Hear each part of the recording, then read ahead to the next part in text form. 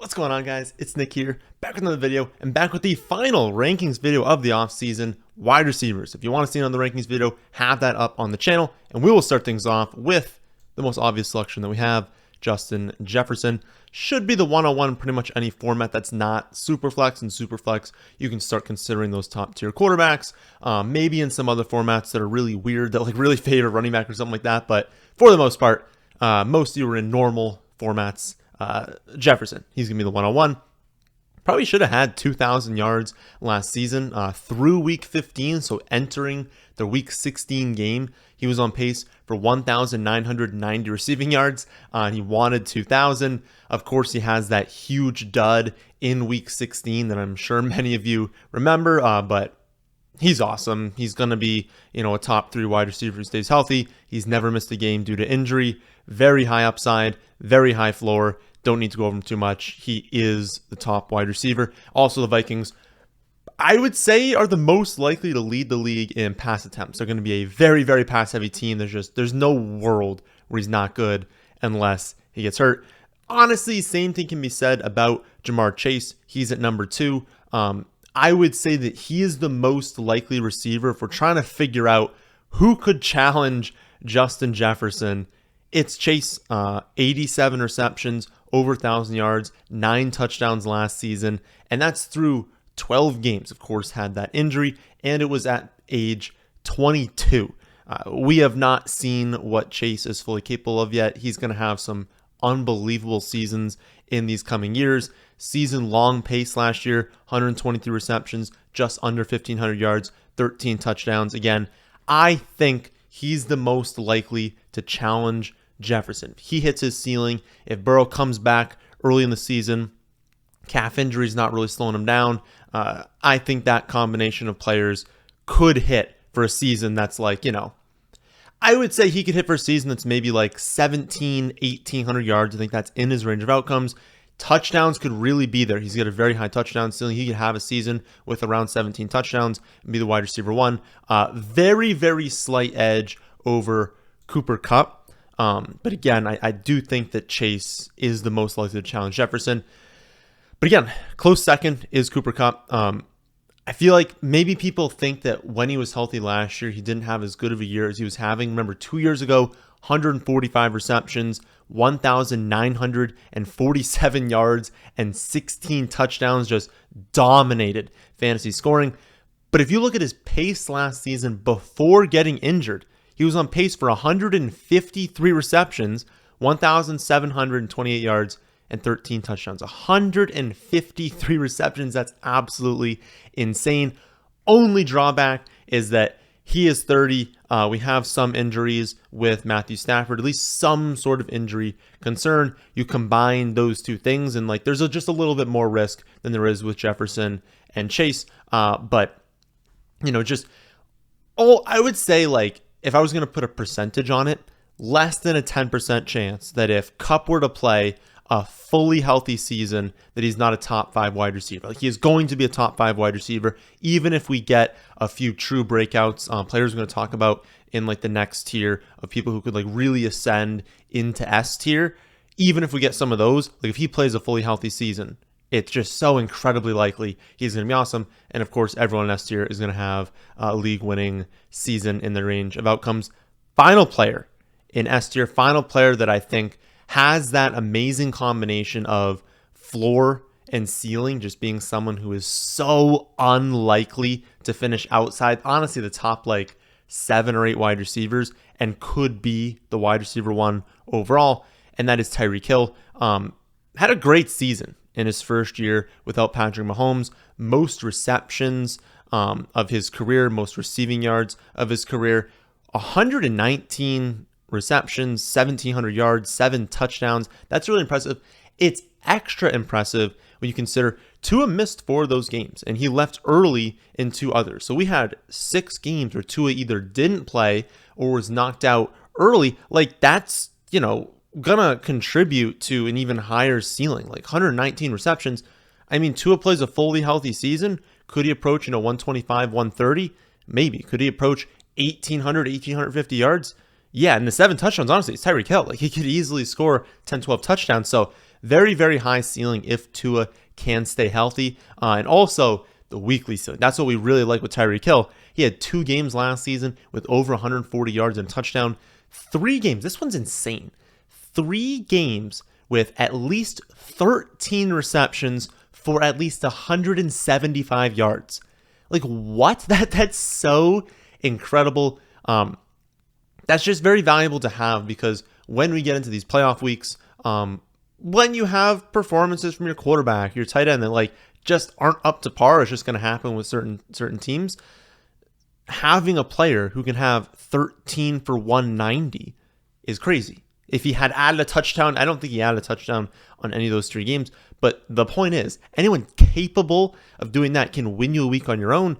And having that in the fantasy playoffs is extraordinarily valuable, because it just takes him to hit. Doesn't really matter what the rest of your team does. He can help you get to the championship. And I don't have this stat in front of me, but I believe it was like 3 games he had single-digit fantasy points. We're not worried about Jefferson, Chase, Kupp, and Hill. They have great ceilings, but even the weekly floor, it is still there. He still has a good weekly floor. That is it for S tier. We're going to move on to the A tier after that. First player in this tier is going to be Stefon Diggs. 3 straight seasons with at least 100 receptions, at least 1,200 yards, at least 8 touchdowns. So very consistently performing really well in fantasy.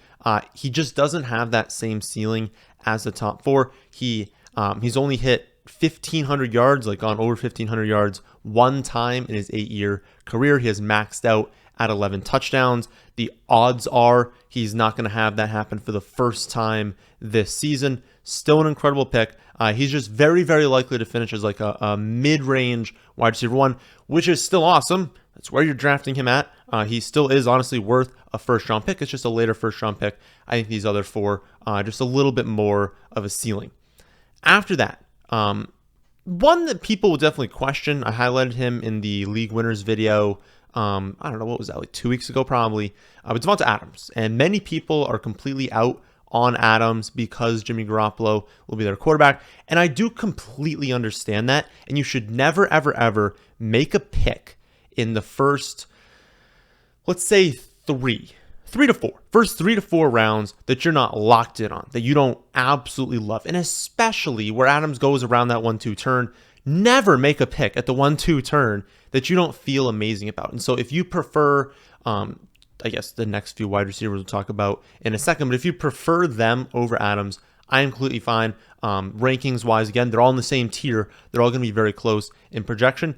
I just have him here because he is still the best wide receiver in football. Until we have someone else overtake him, until we see it, he's the best wide receiver in football. He's elite at every single route that he runs, elite against every single coverage. It does not matter if you are playing zone, playing man, double teaming him in press coverage. It does not matter. He's amazing against all of it. He had his 2nd most yards and his 2nd most touchdowns in his first year without Aaron Rodgers at quarterback. In the 2 games that Carr didn't play, they went with Jarrett Stidham, who is worse than Garoppolo. Jarrett Stidham's not a good quarterback. He had 7 receptions for 153 yards and 2 touchdowns in their first game. That's a nuke. Like, that's an incredible game with Jarrett Stidham at quarterback. And then 5 for 73, still a perfectly fine outcome in that second game. He can finish with a wide receiver 1 with any quarterback. You take any number 1 or number 2 quarterback in the NFL, he can finish as a wide receiver 1 in fantasy with that quarterback. He is a phenomenal wide receiver. Yes, there are concerns because we just don't know with Garoppolo, but we've just been hearing that for a while with Adams. It was, he can't be as good without Aaron Rodgers, and then he posts nukes. Oh, well, he doesn't have Derek Carr now, he has Stidham. He posts a nuke. Now he doesn't have Stidham, he's got Jimmy Garoppolo. He's probably still going to post nukes. He's still going to be absolutely incredible. I think he is awesome. 6th wide receiver in the rankings, 2nd wide receiver in A tier. After that, 7th wide receiver is going to be A.J. Brown, coming off by far the best season of his career. First season, he's been able to stay healthy. Like, maybe he could have matched that production or like approached it in previous seasons. But again, he's missed a lot of time due to injury, but 88 receptions, nearly 1,500 yards, 11 touchdowns.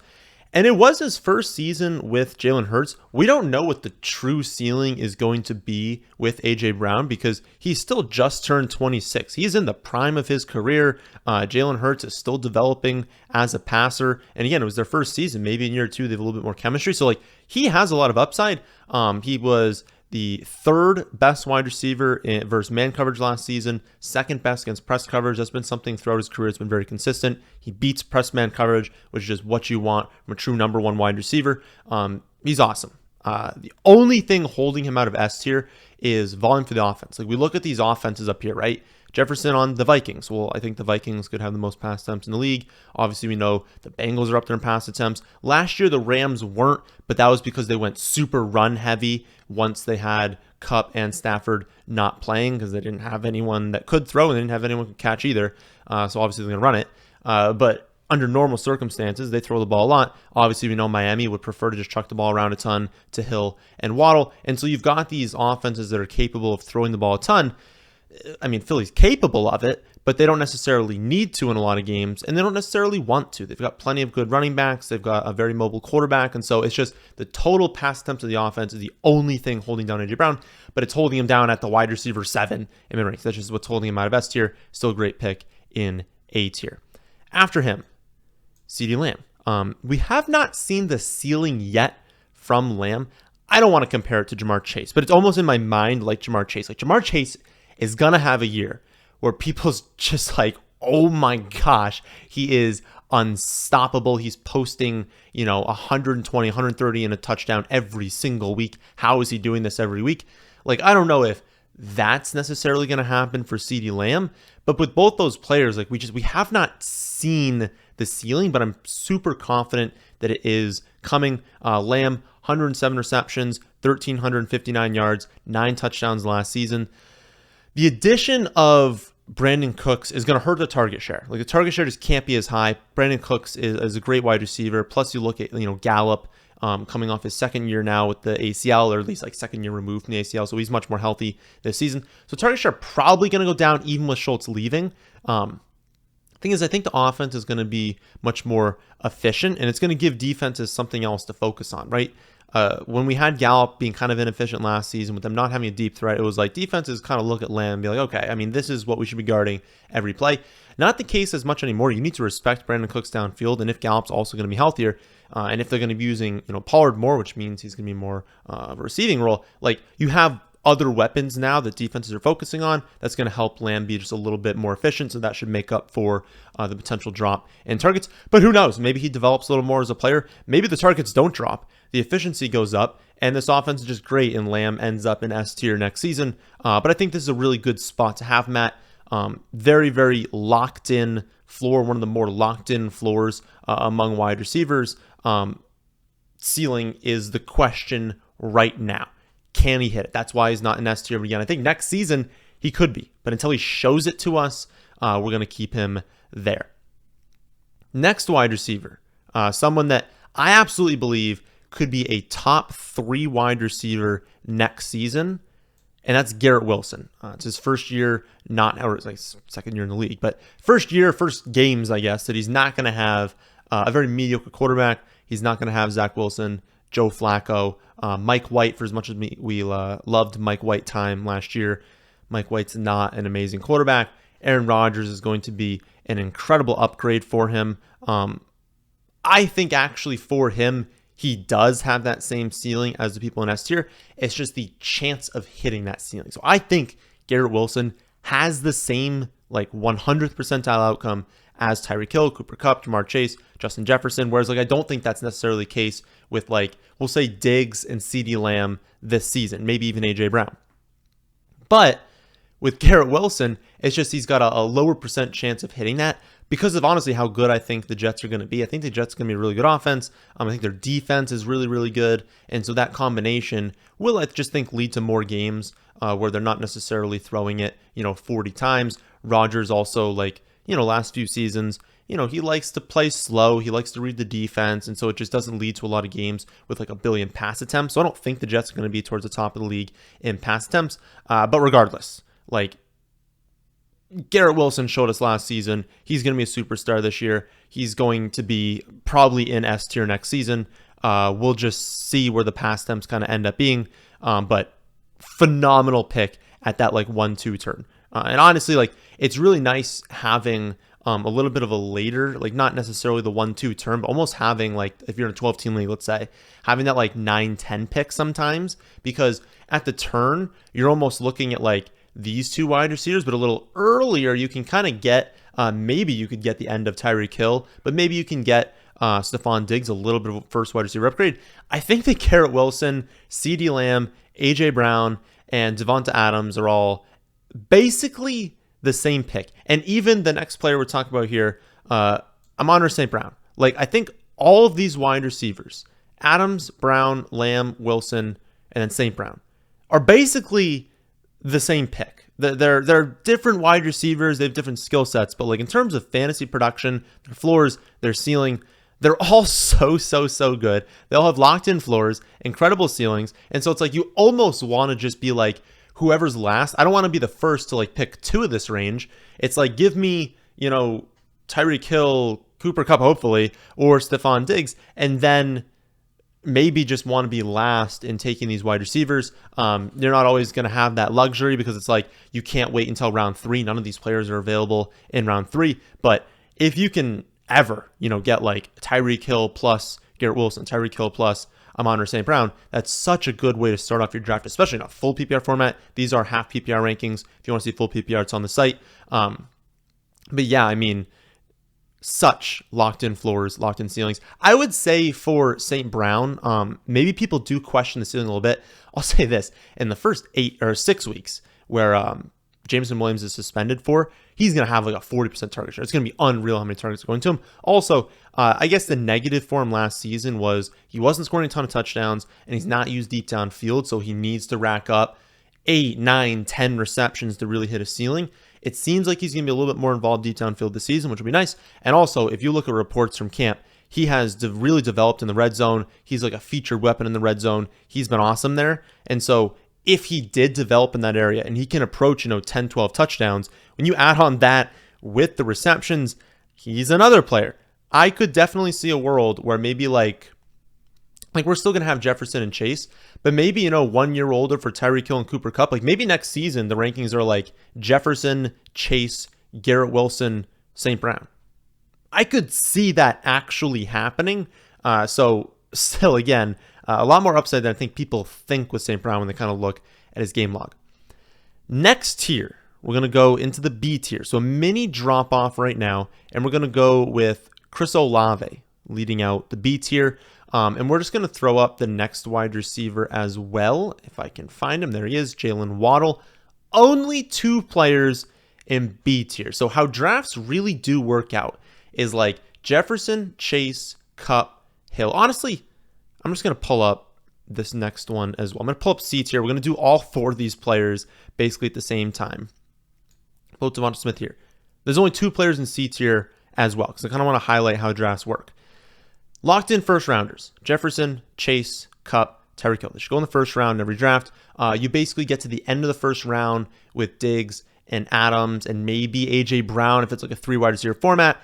If we're looking at like half PPR, classic 2 wide receiver, 2 running back, 1 flex, you're kind of looking at like maybe Diggs as like at the turn, and you're looking early second round for Adams, Brown, Lamb, Wilson, St. Brown. Then you see a little bit of a break, and all those like top end running backs should come off the board. And then it's basically once you leave those top end running backs, you get into Olave and Waddle. Love Olave and Waddle. Honestly, I think Olave would have won Rookie of the Year over Garrett Wilson had he played in the 2.5 games that he missed with injury. Like had he not left that one game, I think he had the concussion, and then not missed, I believe it was a week after that, but then another week later in the season. Had he not missed those games, I think he wins Rookie of the Year. He is a star already, easily the number 1 wide receiver on the Saints. The question with him is Saints offense, are they going to run the ball a ton? I mean, probably going to run the ball a ton. They do have other playmakers on the team. He's still the clear-cut wide receiver 1, but they have other players, and it's a lower volume offense, and I don't think Derek Carr is like phenomenal. But I think Olave's still got a very, very high ceiling just because, I mean, we saw what Derek Carr was able to do with Adams last season, especially downfield. That's what I'm excited about with Olave, is if he's as good as he was last season downfield and Carr's, better throwing deep than we had Andy Dalton, massive upside with Olave. I just think you can't really put Olave into this A tier, and it's same with Jalen Waddle. It's like, I think Waddle's awesome, and if Tyreek Hill ever got hurt, Waddle's probably an S tier. Like every single week, he's probably got like a 35% target share. He is just the number 2 on the team. We do have those concerns with Tua. Yeah, if you want like a super in-depth take about the differences between Olave, Waddle, and the differences between the next two in this like mini drop-off after that, T. Higgins and Devonta Smith, I have full videos breaking down. It's actually 3, and I honestly forget who the other wide receiver was in each video. But Olave and Waddle have a video, and then T. Higgins and Devonta Smith also have a video. So check those videos out. It's like probably 6-7 minutes on each individual player. But I wanted to bring them up because that's basically how it works out. You kind of get into this range at the end of round 2 after St. Brown. Mini drop off, you get into Olave and Waddle. Olave actually goes like super late on ESPN. His ADP is kind of ridiculous. But you get into this drop off into Olave and Waddle. Then like more players should come off the board. You start honestly considering the tight ends, those top end quarterbacks. And then you get into this other mini tier of T. Higgins, of Devonta Smith. Both, of course, wide receiver 2s on their own team. But that team is a very, very good team. We've got the Bengals and the Eagles. And so you've got 2 players that if there's an injury, they're wide receiver 1s. Honestly, they're basically like, I don't want to say 1Bs because like they are still the number 2, but they're incredibly talented. They'd be the number 1 on like virtually every other team in the NFL. Like so many other teams, they'd be a wide receiver 1, and they've produced really well in the past. Like if you look at T. Higgins, kind of gets a knock on the points per game numbers. People always like to bring that up. Like, oh, his points per game never been high.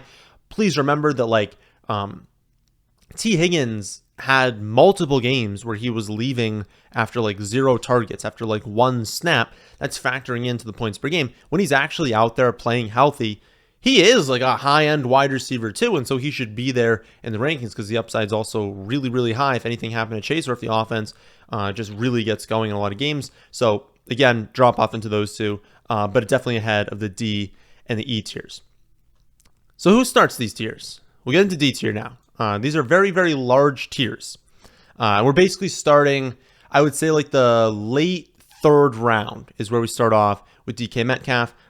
Worst season of his career for touchdowns, had a very low touchdown total last year. Touchdowns are largely random. They're not random in the sense that like some scrub's going to spike for like 15 of them, but you can have a player like DK Metcalf who is obviously a red zone threat, obviously getting a lot of work, in the red zone, in the end zone, in the green zone, inside the 10-yard line, but he can have years where he has 6 touchdowns. Like that can just happen.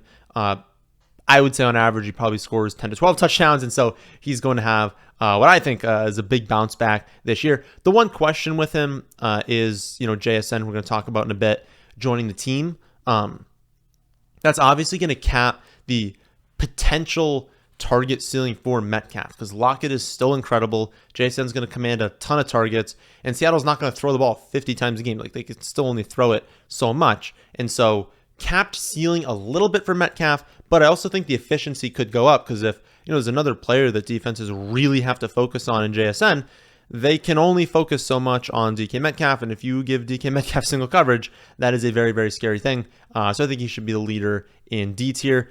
After that, potential bounce back as well for Deebo Samuel. He is not happy with how the 2022 season went for him. He's apparently in much better shape this season. He's not going to have a season like he did back in 2021, but this is an amazing offense. We've got a potentially higher ceiling now if Purdy can be fully healthy. It seems like he's good to go. It seems like Purdy's going to be the starting quarterback, that he is healthy. We don't really know how talented Purdy is just yet. We haven't had a big enough sample size, but he's clearly, going to have a higher ceiling than in the passing department than Trey Lance would have had before, just because Trey Lance before, we knew they were going to design him a lot of runs, and that's obviously terrible news for all the pass catchers. And so Purdy's not going to get that. Purdy's going to be a pocket passer. That benefits them. And then the other option was Jimmy Garoppolo, who, I mean, no one wants to draft Davante Adams because they're like, oh, Jimmy Garoppolo's so terrible. Like, if Brock Purdy is even half decent, we're going to have really good passing numbers for this offense. And obviously, Deebo Samuel is an incredible wide receiver. So, yeah, I think a bounce back for him makes a lot of sense this season. After that, I don't know if you want to call it a bounce back or like a comeback or whatever you want to call it, but Calvin Ridley apparently been dominating in camp. I think he's going to unlock a new ceiling that we haven't seen from Trevor Lawrence. He's getting very expensive on Underdog. I saw him go, I believe it was 23rd or 24th overall this morning. And I was just like I love the Jaguars, but I can't take Calvin Ridley tail end of round 2, beginning of round 3, like that general range. That's still a little bit too early for me. But he's an early 4th round pick on all these other sites. Actually a 5th rounder on ESPN somehow. I think he could have 1,300, maybe even 1,400 yards this season. Touchdown should be there on what I think is going to be a much, much better offense than people are assuming. And he is the locked-in number 1. It's not going to be Christian Kirk, although we're going to go with Christian Kirk in a little bit. I still think Christian Kirk is a great pick. But yeah, I mean, Calvin Ridley, apparently he's been special in camp. I think he's going to have a phenomenal season. Jaguars, you want to be all over them this year. After them, Amari Cooper. Someone that I think is extraordinarily likely to return value. I think it's pretty unlikely Cooper has like a really bad season. My only hesitation with him is that through 8 seasons now, he's had over 85 receptions only one time. He's never had 1,200 yards. He's never had 10 touchdowns. And so to expect him to just like break all of that this season, have, a season where he's returning like second round value, I mean, he probably needs 10 touchdowns. He probably needs over 1,200 yards. He probably needs over 85 receptions. And for him to just break all of that for the first time this season, you're just asking for a lot. Can it happen? Absolutely. You're just asking for a lot to go right. And so if I'm picking a Browns pass catcher, it's Elijah Moore first. I love David Njoku. Then I would put Amari Cooper after that. Honestly, on Underdog, like I would probably put DPJ next because DPJ goes so late and he's got that weekly ceiling. Then I would put Cooper just like at cost. He's a very expensive wide receiver, and I think again he's probably going to return value. So if you're a safe player, you don't like to take chances, and you're like Nick, Calvin Ridley's far too risky for me to draft. Maybe you don't trust Deebo Samuel coming back this season, I guess from injury, but also just like from disappointing last year, and you want to play it safe. Sure. Go with Cooper in this range. You all know I'm a more risky player. I would prefer take a shot on Deebo, take a shot on Calvin Ridley. After that, honestly, similar story, not to the same degree, but a similar story with Keenan Allen. He maxed out at 8 touchdowns in 2020. He turned 31 this April.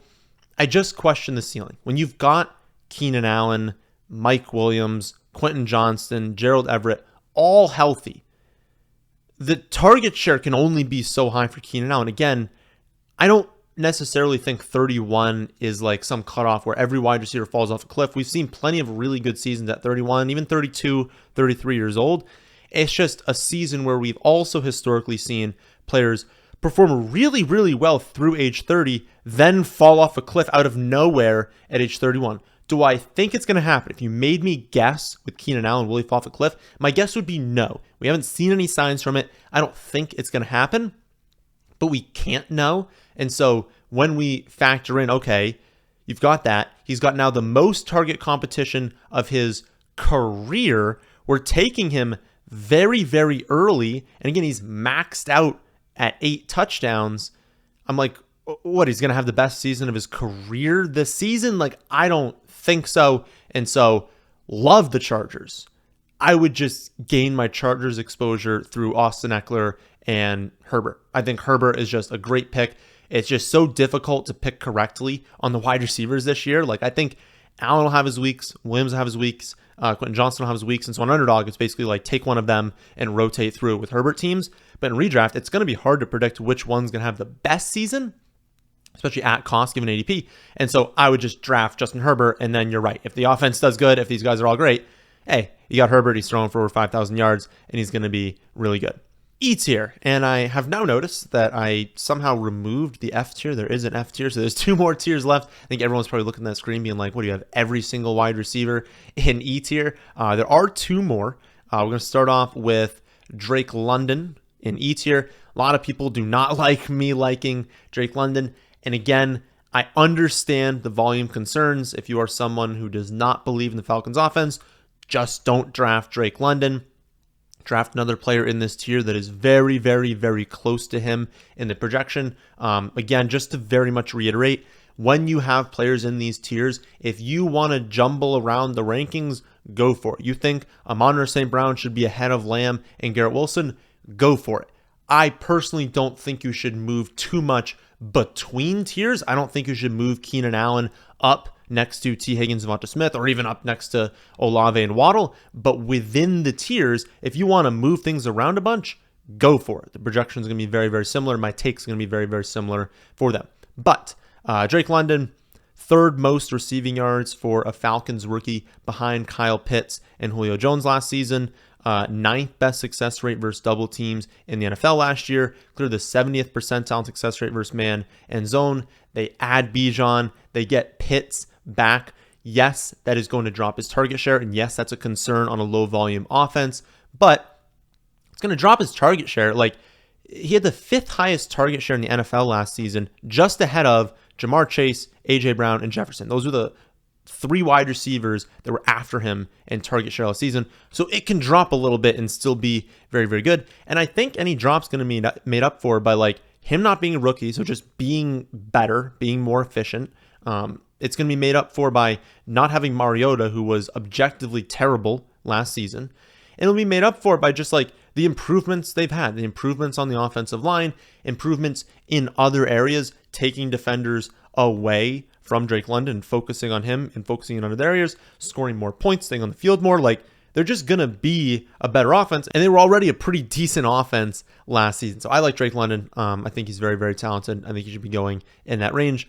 Jerry Jeudy after him, next wide receiver in E tier, theoretically has been a bust in all 3 seasons of his career, but it's been because of injury. When he's actually out there healthy, he's been really, really good. 20th in points per game last year. And so you're like, okay, yeah, that's generally where he's going in the rankings. Well, he played 1 snap in a game, 10 snaps in a game, 20 snaps in a game. Like, remove those 3 injury games, and he was 10th in points per game last year when they were a complete dumpster fire on offense. And so he has a ton of upside. He'll be 24 all year this year, so still incredibly young. Just a great pick in the 5th round in redraft leagues. When we start to see that drop off, I mean, the floor and ceiling for Jerry Jeudy is there. I know it doesn't seem like it, but it is there. 38th overall in Underdog, a little bit more difficult to get behind. Not against it, and I definitely have some. I'm definitely gaining a little bit more because I do think he's been great this season. Like him a little bit more in like the 5th round in redraft leagues. After him, Hopkins. Wouldn't say I'm like as in love with that one. It's really difficult to know what to expect in his first year on the Titans, but we know he's definitely the wide receiver 1. We know that Tannehill is still like a really, really good quarterback. He's not an elite quarterback, but Tannehill is definitely still good. Biggest negative is the volume. And the fact that like Treylon Burks is also having a really good camp. We know they're going to involve Chigakonkwo on offense. And we just know they're not going to be a high volume team. They're not going to be a high volume passing offense. There's not going to be many pass attempts to go around. And so we're going to need Hopkins to command a very, very high target share. I like where he's going right now. Like generally like a low end wide receiver 2. If you could get him as your wide receiver 3, I think that would be really good. I definitely wouldn't trust it as my wide receiver 1 or like as a high end 2. But, you know, he's 31 as well, like with Keenan Allen. And so I don't necessarily think the drop-off is coming, but we should be cognizant of the fact that it could happen and kind of apply that to some level of risk in drafting him. So like him, definitely want him to fall, though, not reaching for DeAndre Hopkins this season. Mike Williams, next wide receiver. Definitely hurts adding Quentin Johnston, you know, same concern as Keenan Allen there, just adding another really, really good playmaker to the offense. They also really like Joshua Palmer. Maybe they're hyping it up a little bit, but like he's apparently looked really well, really good in camp. And so it's like they have other people. So even if the offense explodes, it's exploding to like a lot of different really talented players. But I will note, if we think that Herbert's going to be great, and we look at like the season-long pace for Mike Williams before his injury last season, it was 90 receptions, over 1,200 yards, and 7 touchdowns. And we know Mike Williams is also a player who could have a spike season for around 10 to 12 touchdowns. He's got a very, very high ceiling. I have him as the wide receiver 23, 51st overall. He goes 60th overall, 68th on ESPN. So even though we have some concerns, if you're getting him close to pick 70, if he falls on ESPN, he's at pick like 75, that is such an amazing value for Mike Williams. I feel like people don't remember, like he had a really, really good year, like 2 years ago when he started off just dominating as like the wide receiver 1 in fantasy for the first month before getting injured last season, was really, really good. So yeah, I think he's a really, really good pick. Doesn't really come too early in drafts. Someone who it's tough to ever say don't think an amazing pick with Terry McLaurin because he's such a good player, very talented.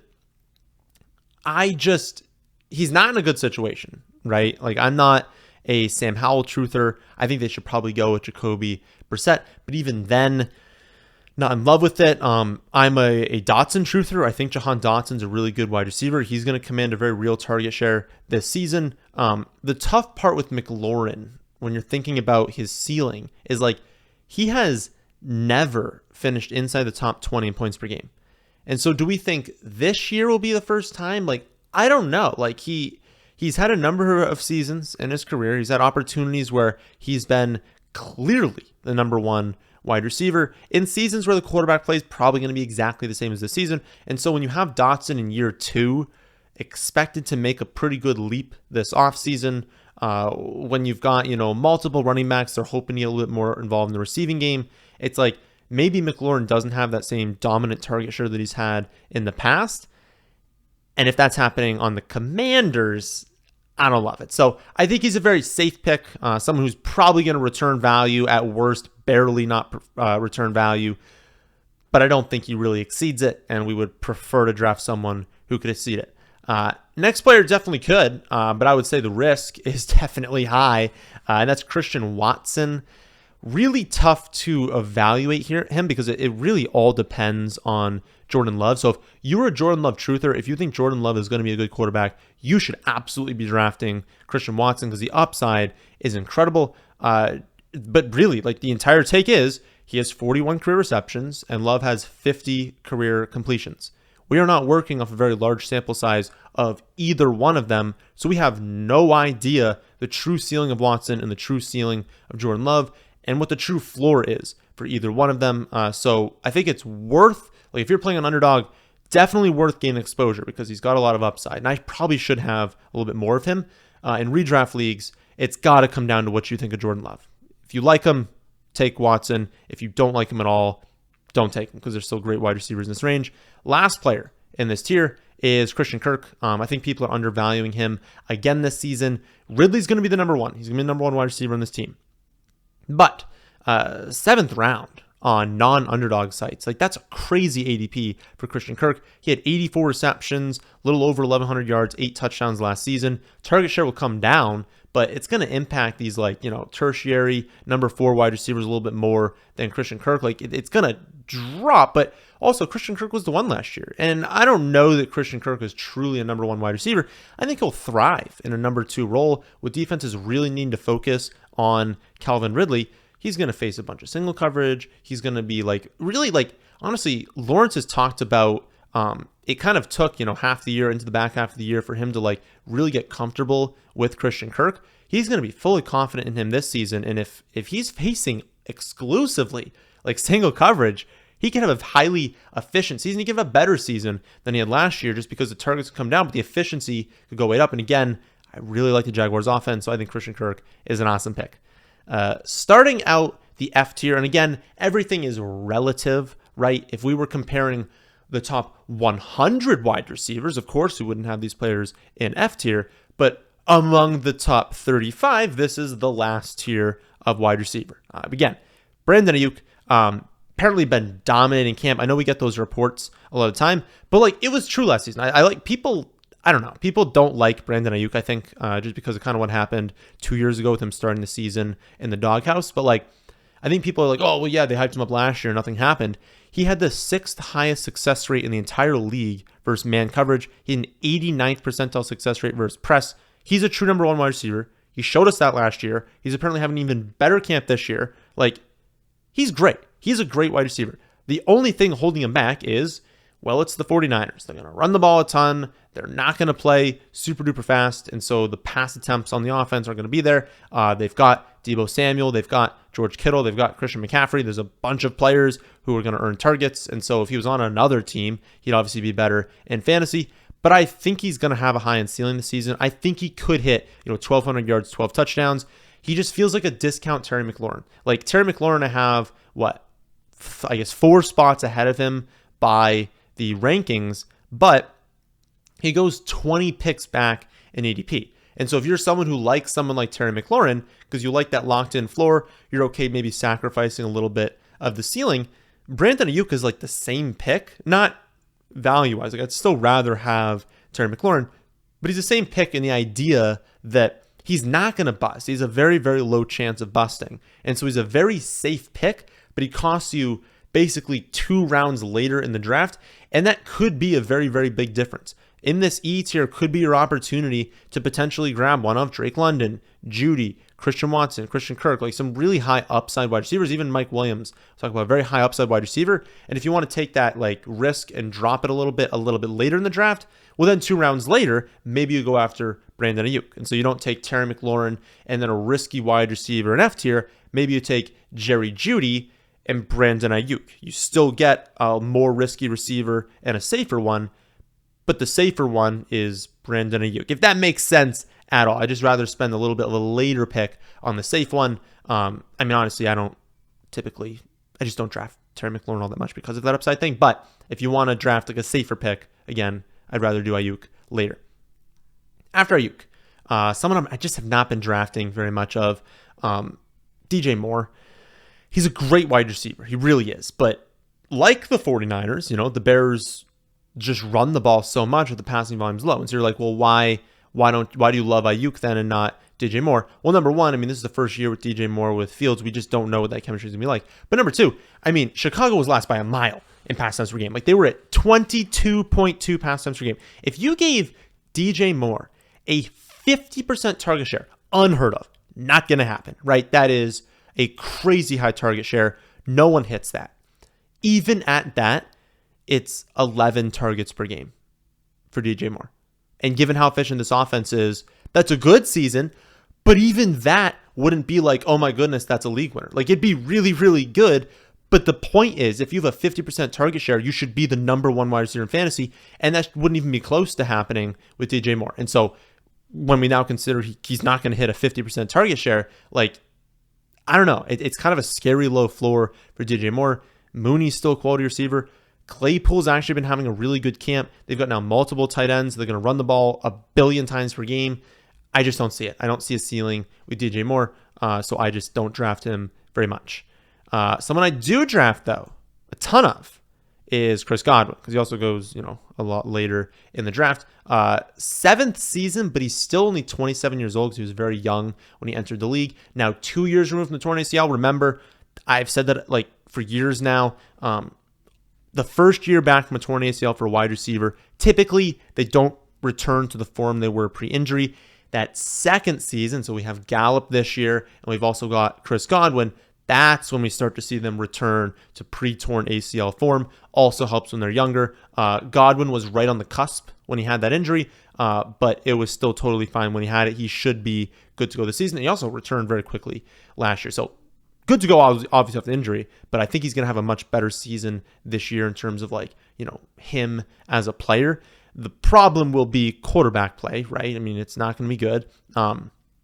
Hopefully one of Baker or Trask can really step it up, can really help him elevate from a floor play to a ceiling play. But he's had higher end seasons in the past. He was the wide receiver 2 overall with Jameis Winston. I know people don't like that general take because Winston's more of like a YOLO quarterback. Like, he'll just chuck the ball and doesn't even care what ends up happening. But objectively, like, Winston is not a good quarterback. Like, he's not a good quarterback. He couldn't beat out Andy Dalton. He was under no consideration getting, like, destroyed by Derek Carr. Andy Dalton, Derek Carr, not exactly like world beaters at the quarterback position. So, like, he's not good. And so, again, I don't think Trask is good. I don't think Baker is good. But I don't think Winston is good either. And he's wide receiver 2 overall, or like top 3 overall. We don't need that to happen with Chris Godwin. Look at how far back he is even further than this by ADP. He doesn't need to have a high-end wide receiver 1 season. A wide receiver 2 season is still fully in his range of outcomes and would still outproduce his ADP. So I really, really like drafting him.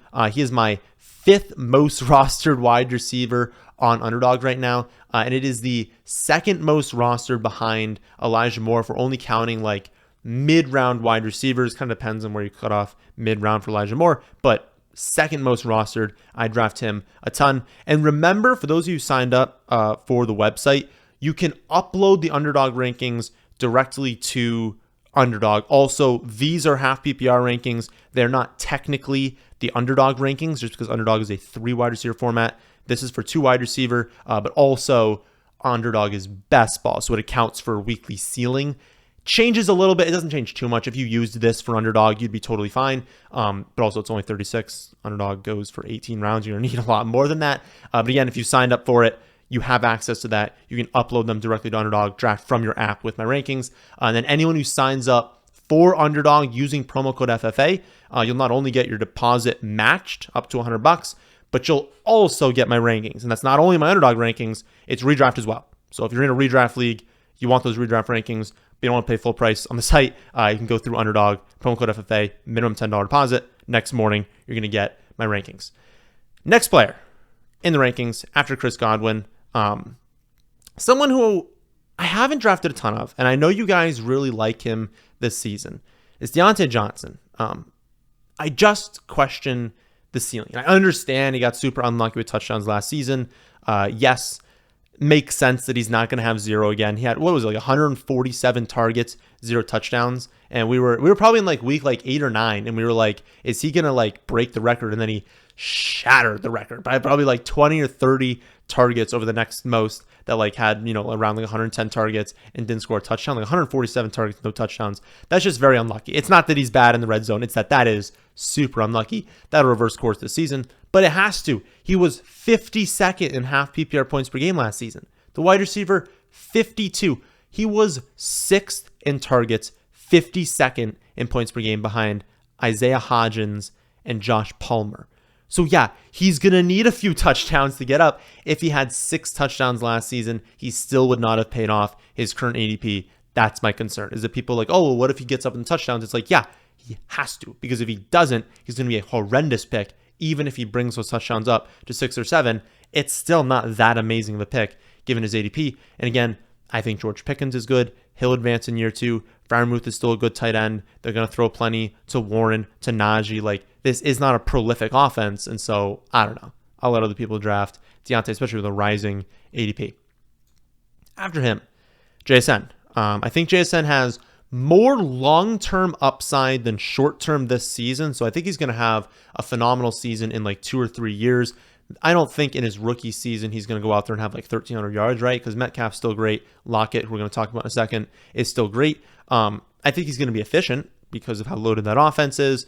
But like, you're not going to command a 25% target share when you've got Metcalf and Lockett healthy. I do think there's a chance that he starts the season sort of slow, that they're, still using a lot of 2 tight end sets. He's getting like a 50%, 60% snap share the first few weeks. People panic. He's a great buy low. And then the second half of the year, he does amazing. So maybe we keep that in the back of our mind in redraft leagues. And we maybe don't draft him as much in redraft because of that. But then I looked at his ADP and it's the 8th round. 8th round ADP is more than fair, because also it's like, okay, who cares? Like, who cares if he's got, a 56% snap share first few weeks, that he's posting a few 4 for 50 type games. He's not getting into the end zone. You're like, is the upside really there? What do you care in the 8th round? You're not starting your 8th round pick in the first few weeks of the season unless you have busts early on, but you're probably not starting him if that's the case. You can afford to wait a few weeks, let the snap share get up, and then we're really going to start to see him get going. Like in the second half of the year, I think he's going to really start rolling. He's going to have some great weeks. And so maybe a buy low candidate, but an 8th round ADP, I'm cool buying someone that maybe starts off a little bit slower. And if he doesn't, I mean, that's going to be really, really nice because we know the rest of the season is going to be awesome. After him, his teammate, Tyler Lockett. Again, I do prefer JSN, but I think JSN, again, second half of the year, I think for the first half of the year, Lockett will probably score more fantasy points. But, if you flip-flop that, maybe you value that early season production a little bit more. Lockett, sure, take him a little bit ahead. Lockett was still great last season. I know that 31 is really where we start to get concerned for wide receivers, but he had the 4th highest success rate versus man coverage last season, 7th highest success rate against zone coverage. He was elite at age 30. I don't think he falls off a cliff and is terrible at age 31. It's going to be a good offense. I think he's going to be a big part of that, and he's going to be great this season. After Lockett, Michael Pittman Jr. No concerns about talent. A lot of concerns about the offense. Like I personally think Richardson's going to play every single game. I think Richardson starts in week 1. Is a quarterback every week. But regardless, if it's Minshew in week 1, 2, Richardson starting in week 3, the point will be it is not going to be a high volume passing offense. It is not going to be an efficient passing offense. Now on Underdog, dude's been cratering. Like he goes really late, and we do get to the point in Underdog where I'm just sitting there like, okay, he's still a way better wide receiver than some of the people going around him. So when all these wide receivers are off the board and we get to Pittman here at what? I mean, off the top of my head, 33, the 33rd wide receiver here. When that happens, you're like, okay, like he's a number 1 wide receiver still, and he's still a phenomenal talent. And like he's still going to have some weeks where he's really good. And so at this point, I'm drafting him if he falls this far. But I think just talking about why he's this far, because he's a very, very good talent. And he is a number 1. Like Lockett is literally the number 3 wide receiver, or 2-3, JSN and Lockett there, 2-3 wide receiver on their own teams. Pittman's the number 1 by a lot.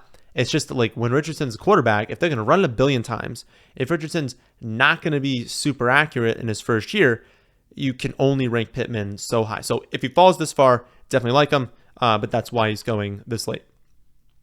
After him, Jordan Addison. I think Addison could definitely lead all rookie wide receivers in like receiving yards, receptions, all those stats, just because, again, I think the Vikings can be the highest passing volume offense in the NFL. If he's going to be the clear number 2 behind Jefferson ahead of Osborne, that's awesome, right? If he steps into wide receiver 2 role on the highest volume passing offense in the league, which is going to have good quarterback play, that's a really good situation to walk yourself into. Again, don't panic if we get into the first like 2-3 weeks of the season and Addison's not really breaking out. You don't have to draft him to be a starter right away, and rookies typically break out in the second half of the year.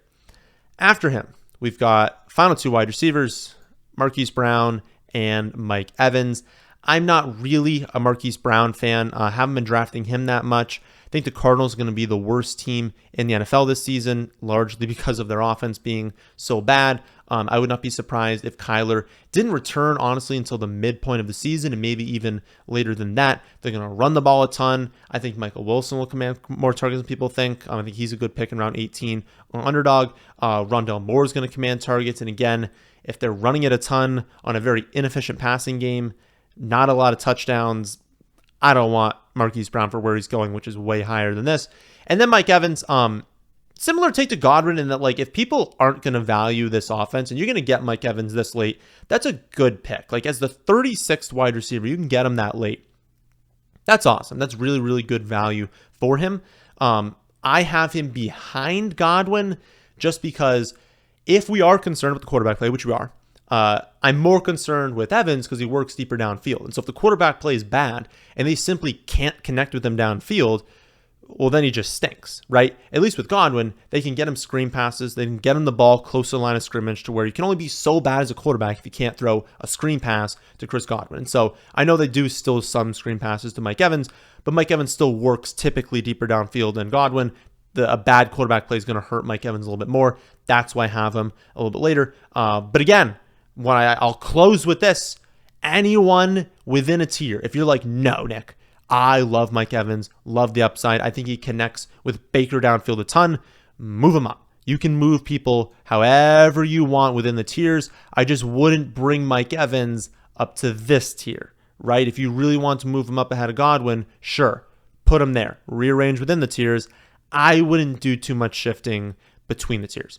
So that is the top 36 wide receivers. Again, if you want to see all the wide receivers, the top like 300 wide receivers in the league, how I have them ranked, you can check that out on my website, thefantasyfootballadvice.com. And if you want to get those rankings and also have Underdog rankings for a little bit cheaper, use promo code FFA when you sign up for your first Underdog account today. That's going to get you the rankings the following day. So it's not going to be exactly when you sign up, but the following morning, you'll get an email with your login information to the website, and you'll be able to see all of my Underdog rankings, which you can upload directly to Underdog, but also all of my redraft rankings. So I'll be back tomorrow with some sort of player breakdown, Friday with some sort of top 5 video, and then we'll do like a news watch, market watch, ADP watch, something like that on Saturday. Then, my friends, is there this one? Hope you all enjoy. If you did, how about hitting the like button? How about subscribe to the channel if you're new here? Thanks for watching.